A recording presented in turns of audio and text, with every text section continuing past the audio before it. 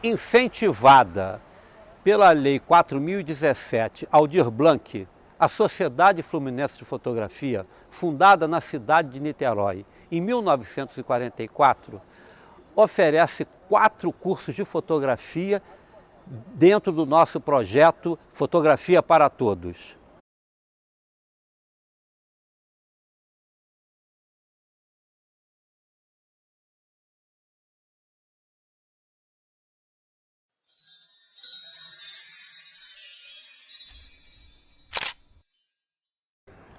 Olá, eu sou a Cíntia Ferreira, membro da Sociedade Fluminense de Fotografia, e estou aqui para a gente continuar o curso Por Elas, uma Fotografia Política. E nesse bloco iremos abordar alguns trabalhos que abordam uma parcela das minorias sociais em decorrência da exclusão econômica e social. É interessante a gente perceber a interseção desse grupo com os demais grupos que falei nas aulas anteriores, que por vezes eles são uma combinação perversa de raça, classe social, etnia, gênero e sexualidade. A primeira artista que eu trouxe é a Berna Reale. Berna, ela é uma artista e perita criminal de Belém, no Pará.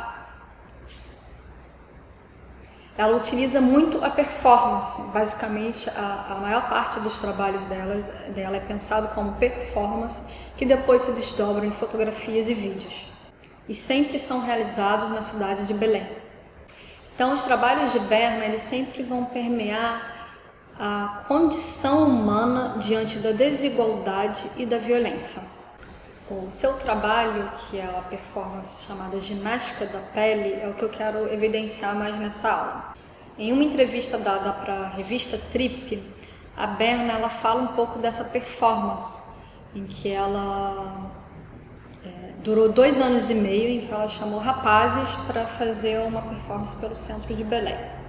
A performance fala sobre preconceito, raça, classe social. É sobre o ato de punir sempre os mais desfavorecidos, principalmente os pobres e da raça negra. Esse trabalho simula o exercício de prender, de encarcerar nossa juventude. Esses rapazes são garotos negros que estavam andando na rua sem camisa porque jogaram bola, estavam saindo de uma festa ou apenas caminhando, sem indícios de criminalidade. Os brancos por serem tatuados, gays e pelo corte de cabelo. Eu quis mostrar uma ironia. O policial apita, obriga o jovem a colocar as mãos na cabeça e a se ajoelhar, até que seja algemado. Nos 2 anos e meio em que foi a construção dessa performance, a preparação, a Berna ela conta que 80% desses participantes estavam desempregados e que pararam os estudos na 5ª série. E em meio a esse tempo, um dos participantes, ele foi assassinado com um tiro, vindo de uma moto, enquanto ele voltava de um passeio com a namorada. Um dos participantes dessa performance, que é o rapaz chamado Sidney Rodrigues, declarou uma vez em uma entrevista: Berna Reale nos fez gritar: chega de violência e extermínio de jovens em Belém, no Pará e no Brasil. Utilizamos este momento para expressar nossa indignação com tanto desprezo recebido de autoridades e da sociedade. A Berna ela também tem uma outra performance que eu queria falar um pouco, que se chama a performance Palomo, onde ela caminhou pelas ruas de Belém em um cavalo pintado de vermelho. Ela usava uma máscara e vestimentas de policial. Ela também falou um pouco sobre essa performance, que para mim é muito impactante. Ela anda pela cidade de Belém vazio, né? E ela fala da importância da estética dessa performance também, como ponto importante para passar a mensagem. E eu vou falar um pouco nas palavras dela sobre essa performance. Eu queria fazer o cavalo mais lindo do mundo. Então, Palomo, esse é o nome do animal e também faz uma referência à pomba da paz Paloma, em espanhol. Foi pintado com 38 tubos de tinta. Eu fiz vários testes com ele. Eu queria que ele desfilasse e fosse imponentemente lindo. porque a estética era importante. Eu queria estar de policial, mas eu queria que quando passasse pelas ruas, todo mundo parasse para ver. E não fosse mais uma manifestação, não fosse mais um ato de ativismo político, e sim um ato também estético. Quando eu estou em cima de um cavalo vermelho, eu estou como o poder que oprime, que censura.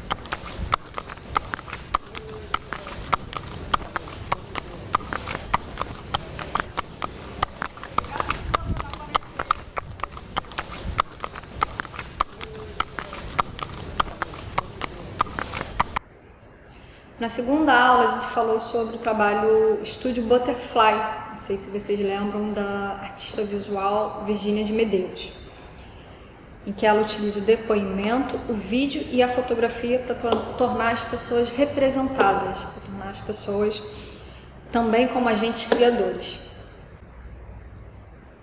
Mas agora o trabalho que eu trouxe para a gente falar sobre exclusão econômica e social é o trabalho de nome Alma de Bronze. A Alma de Bronze, ele retrata a caminhada das mulheres que lutam por moradia em São Paulo. Na verdade, esse trabalho ele é uma junção de 3 trabalhos que foram criados a partir de um convívio da artista, que ela fez uma residência artística, e ela ficou convivendo com essas mulheres que participavam de movimentos sociais, movimentos de luta por moradia. O primeiro trabalho do projeto era a videoinstalação chamada Quem Não Luta Tá Morto, e é composta por depoimentos de 12 militantes do Movimento Sem Teto do Centro, e foi conduzida por uma pergunta-chave. Você se considera uma guerrilheira? O segundo é uma série fotográfica chamada Guerrilheiras, em que foi guiada por elas, né, pelas retratadas, essas fotografias foram criadas em conjunto. E também, o que conduziu essas fotografias foi também uma segunda pergunta-chave, que foi: toda guerreira tem uma ferramenta de luta. Qual é a sua? E o terceiro trabalho é um desdobramento desses 2 outros trabalhos, e que se chama Clamor, que ela se tornou uma videoinstalação.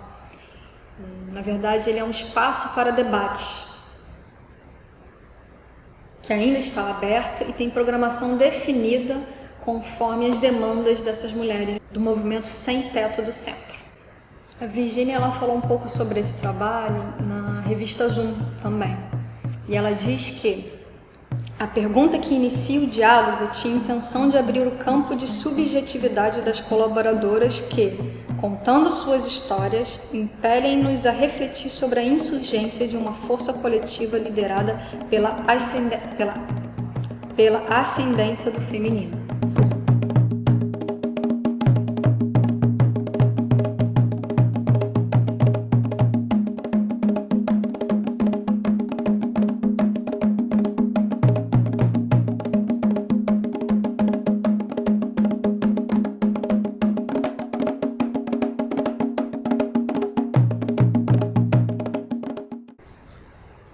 E o último trabalho que eu vou falar da Virginia de Medeiros é a Fábula do Olhar. Virginia instalou uma videoinstalação pelo período de 1 mês e meio no centro de Fortaleza, em um refeitório para moradores de rua. Ela retratou 21 moradores de rua e documentou com vídeo, fotografias. E também ela direcionou esse trabalho com uma pergunta-chave. Novamente, né, a Virginia ela utiliza muito essas perguntas-chave para direcionar o trabalho dela. E a pergunta foi: como você gostaria de se ver ou de ser visto pela sociedade? E aí eu resgato a conversa dela na Galeria Nosley, em que ela fala estar mais interessada na capacidade dessas pessoas de imaginar, de fabular e de reinventar a sua própria condição. E que o seu trabalho é um ponto de interseção entre o seu mundo, a sua presença ali nesse mundo, o mundo dessas pessoas, e que juntos estão criando um terceiro mundo, né, que seria essa arte. E para continuar esse trabalho, a Virgínia ela convidou o mestre em fotopintura Júlio dos Santos, que através dessa técnica de fotopintura digital coloriu os retratos em preto e branco que Virgínia havia feito na videoinstalação. E o Júlio ele interferiu nesses retratos usando esses testemunhos, essas revelações dessas pessoas retratadas, que no caso eram os moradores de rua que iam no refeitório no centro de Fortaleza.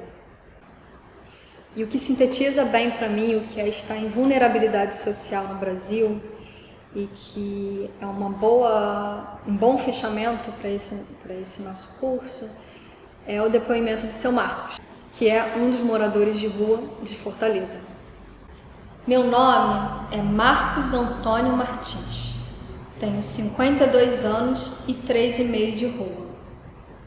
Eu já nasci atirado na exclusão. Vim de uma família muito pobre, mas eu era normal, trabalhava, tinha um emprego. Durante muitos anos trabalhei como engenheiro elétrico numa indústria de grande porte, ganhava razoável, mas de repente a idade avançou e eu fui excluído do mercado de trabalho de modo geral. Eu não entendo por que existe este preconceito. Temos os direitos de seres humanos, mas o poder é mais poder. Quem pode ir contra o poder? Só existe argumento se existir justiça, mas é difícil cumprir o direito. A rua me amparou, mas é um amparo pesado e cansativo. Existe muito preconceito contra quem vive na rua e as agressões dos transeuntes. Se um morador de rua não estiver com as vestes que sejam aceitas socialmente, os transeuntes já se esquivam. Querem mudar de rua, já seguram a bolsa. Eu nem troco palavras, porque como sou de rua, vou ser sempre o agressor. No fundo, sei que o problema é deles, ninguém é exemplar. Eu penso que não vou resistir, mas mesmo assim tenho esperança nos tempos, porque as administrações mudam e os olhares mudam. Qual o próximo olhar que vão ter por nós? A gente espera que seja melhor, porque o anterior era um olhar muito frustrado a nosso favor. Não é uma questão de merecimento, mas de responsabilidade. O Estado acha que nós estamos atrapalhando a sociedade e querem acabar com o problema do morador de rua, anulando o morador de rua. Nós somos o sujo do tapete, joga para baixo e deixa se acabar como lixo. Mas quem tem um pouquinho de raciocínio espera que eles tenham a sensibilidade de não agir assim, mas de nos guiar para uma volta social. Porque nós não nascemos na rua, nascemos dentro de uma família. Mas a exclusão veio. E aí? O que se pode fazer? Eu aguento até o fim, porque estou no meio da situação. Diferentes instituições religiosas chegam para ajudar. É bem-vindo porque ajuda, mas é até engraçado. Agora, uma pastoral veio nos dar um sepultamento digno, dizendo: vocês não vão mais ser enterrados na vala. Essa é o Marcos. Por onde você anda? Eu agradeço muito por acompanhar esse curso até aqui, acompanhar essa jornada por trabalhos artísticos de mulheres que delinearam uma parte desse cenário de vulnerabilidade social no Brasil. Foi um aprendizado para mim montar esse material e espero que tenha sido agregador para vocês. A proposta que eu deixo aqui para vocês é de nos esforçarmos para sair do lugar mais próximo e cômodo, que é o de buscar bases teóricas e artísticas europeias e masculinas. A Sociedade Fluminense de Fotografia também agradece, e se vocês gostaram desse curso, curtam, compartilhem, mandem para amigos e deixem comentários, a troca é sempre muito bem-vinda. Eu vou gostar muito. E é isso. Obrigada e até o próximo curso.